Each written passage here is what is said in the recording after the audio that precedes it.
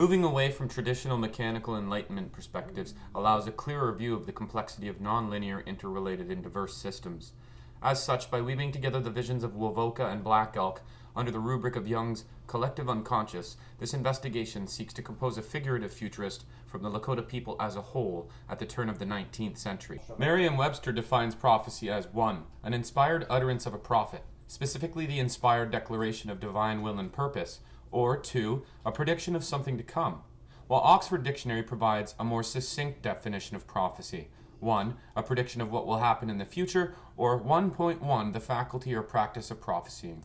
Similarly, Oxford Dictionary defines futurism as concern with events and trends of the future, or which anticipate the future.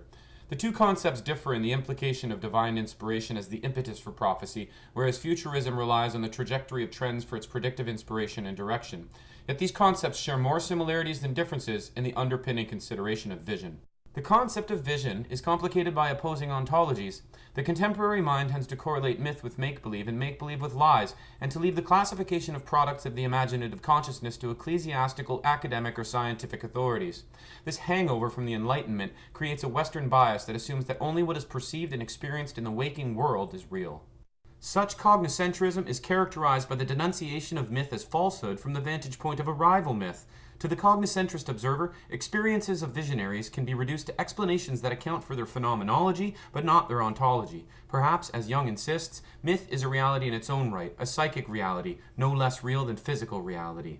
Trading a cognocentric for a synergetic perspective is central to composing a figurative futurist from the Lakota cosmology and collective unconscious. In allegorical cultural systems of people like the Lakota, myth trades in narratives derived from visions. Such narratives are vehicles for meaning, to understand human experience and man's proper place within the system of relationships that govern the cosmos. Central to Lakota cosmology is the visitation of White Buffalo Calf Woman, a story which arose during a time of great strife and disorder among the Lakota, a time of starvation, destitution, and civil war. The maiden appears before two hunters, carrying the sacred pipe, a Lakota umphalos, which represents, in some deeply indefinable sense, a mystic token of man's union with nature. The two hunters have polarized responses to the maiden, which symbolizes the division of people under opposing ontologies, those who act out of lustful self-interest, and those who act out of reverence for the mystery of the sacred. The purpose of her visit was to provide the people with the gift of the sacred pipe, along with instructions on its care and proper use, that it shall be used by all Indians as a peacemaker. The maiden's visit also symbolized a turn from disorder to harmony, and the Lakota belief in the salvific nature of an interrelated cosmos, an allegory of peace with which the pipe is charged. Arguably, the sacred pipe is a cosmological technology for peace and communion, crucial qualities to the Lakota consciousness transmitted allegorically and the shared foundation for the futurist or prophetic visions of Wovoka and Black Elk. In the 1880s, a time marked by deprivation and upheaval for Lakota due to the increasing disappearance of buffalo and to colonial land appropriation, Wovoka fell ill and claimed to have died and gone to heaven. There, God told him that he and his people must do good and work together to live in peace with the whites. He was shown a new earth with an abundance of buffalo, inhabited peacefully by all men, including those Lakota who had died, now forever young.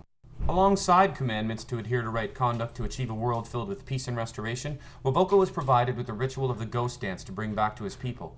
This ecstatic dancing ceremony could be classified as a form of techne, a technique, principle, or method by which something is achieved or created. In this case, the ghost dance techne was promised to realize Wovoka's vision of a utopic future. Some literature views the expedient spread of the ghost dance as an epiphenomenon of social and political unrest. However, this investigation posits the ghost dance as the enacted realization of a millenarian, revolutionary vision developed from the concerted cultivation of mental imagery on the part of Lakota holy men like Wovoka and Black Elk. This brand of futurist vision can generate apocalyptic rhetoric which utilizes empty narratives, an emptiness which Lakota participants filled with their own story to stabilize their salvation and provide relief and hope in the face of disorder, an expression of the Lakota collective unconscious and a node in the figuration of the Lakota allegorical system which is consistent with their cosmological understandings of cause and effect as cyclical. From the ritual of the ghost dance, the sacred ghost shirt emerged, another cosmological technology. The ghost shirt was a ceremonial garment believed to have belonged to Wovoka and to hold miraculous powers to protect the wearer from harm, even bullets.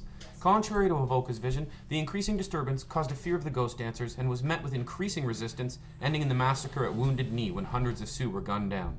To further the argument of the Lakota collective unconscious as a figurative futurist, Wovoka's prophetic visions of the future occurred almost concurrently with those of Black Elk, and both men's visions shared much in common. Yet Black Elk has been canonized to a greater degree than Wovoka in Western literature. Nearhart's epic, Black Elk Speaks, is largely responsible for the view of Native American culture as the epitome of ecological good sense. Black Elk found the outward symbols of the ghost dance so strikingly similar to his own vision during childhood that he was immediately caught up in it. Interestingly, Black Elk was also witness to part of the slaughter at Wounded Knee, a time he claimed that a dream was buried with the slain Sioux. Moved by his great vision of regenerating the sacred hoop of the Lakota, Black Elk, like other Sioux vision seekers, was charged with bringing his vision to life. Nearhart's poetic telling of Black Elk's visions is layered and complex, and they resonate with the same meanings as Wovoka's visions of a future of great peace, a unity conceptualized by the great circle or hoop containing many hoops. Depending on one's interpretation of the allegorical system of the Lakota, the circle is composed of the four winds, or four brothers, or four directions, or four quarters of the universe. After Black Elk is carried into the sky and shown the regenerative power of the great hoop, he envisions his people traveling four ascents which traverse it, the last of which presents the future of the Lakota people suffering and the great hoop breaking apart. The culmination of Black Elk's great vision finds him back on his stallion, the great hoop restored, and his grandfathers celebrating his triumph. The true significance of these visions has not yet been explicated in terms of ordinary human consciousness, and the great sweep of history it encompasses has not yet been lived, yet much of it has been lived, and those parts are undeniably true. This provides another clue of the true nature of myth. Arguably, it is also a case for trading cognocentric perspectives for synergetic interpretations to understand allegorical systems like that of the Lakota. The similarity and concurrence of the two men's great visions is remarkable, and while clearly derived from the same shared cultural iconography and allegories, they are arguably expressions of the collective unconscious of the Lakota. Moreover, they dovetail into a futurist vision relevant to modern-day ecological crises, for a world renewed through bonds of human affection or peace, on which nearly every wild thing today depends.